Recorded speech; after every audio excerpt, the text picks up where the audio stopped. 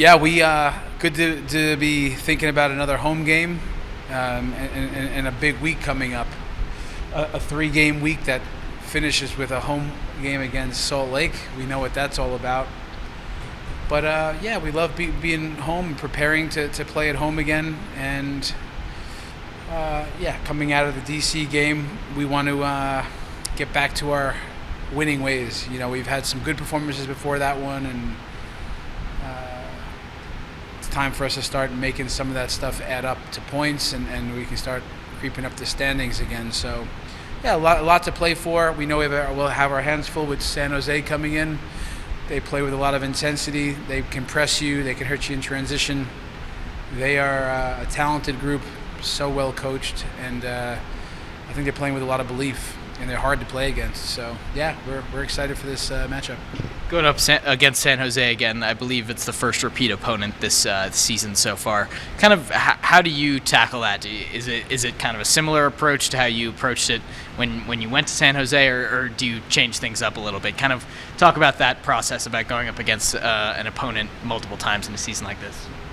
Yeah, it'll be them and then San Diego, but they're playing in a different system now. Looks like 3 in the back. Do they play 4 in the back? Not sure. The behaviors won't change. They're an aggressive team. They can man mark you at times and really take away a lot of what you try to do. And I don't think that'll change, whether they're in a 4 or a 5. They can punish you again in transition to whatever system they play. And with Arango and some of these guys up the pitch, Espinoza, even playing in a little bit of a higher position now centrally, you have to have so much focus on the day.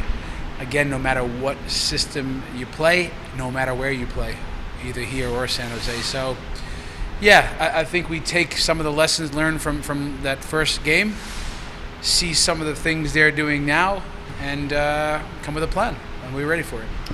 Zach, against San Jose last time, had one of the best performances of his career, career high in saves in MLS. Kind of having him back there and that consistent force back in net. What was that like against the San Jose team that has, I believe, the most goals scored so far in MLS this season? Well, anytime you have guys playing well, that's a good thing. Anytime your goalkeeper's in top form, that's a good thing. Especially against a team that has such a dangerous attack, potent attack, real talent on the front line. We've been more tidy recently in terms of the amount of chances given, the amount of shots conceded. So hopefully we can give less work for Zach Steffen. We don't want to see how good he is on the night by how many things he can do. However, having a goalkeeper that's playing with that much confidence and sharpness, and that's only a plus. Just talk about your weekend this past weekend. How did it feel to be inducted in the Hall of Fame? Yeah, it was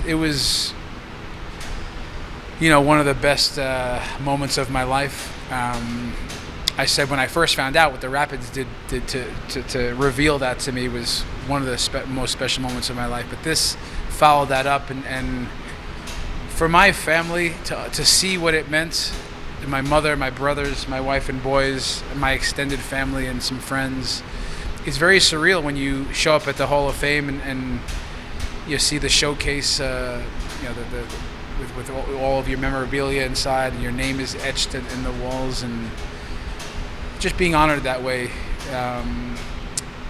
Yeah, it's uncomfortable in the moment. There's the type of spotlight and the emotional getting pulled everywhere. But I'll tell you what, it was something I'll never forget, and I have to take a step back in those moments and be really proud.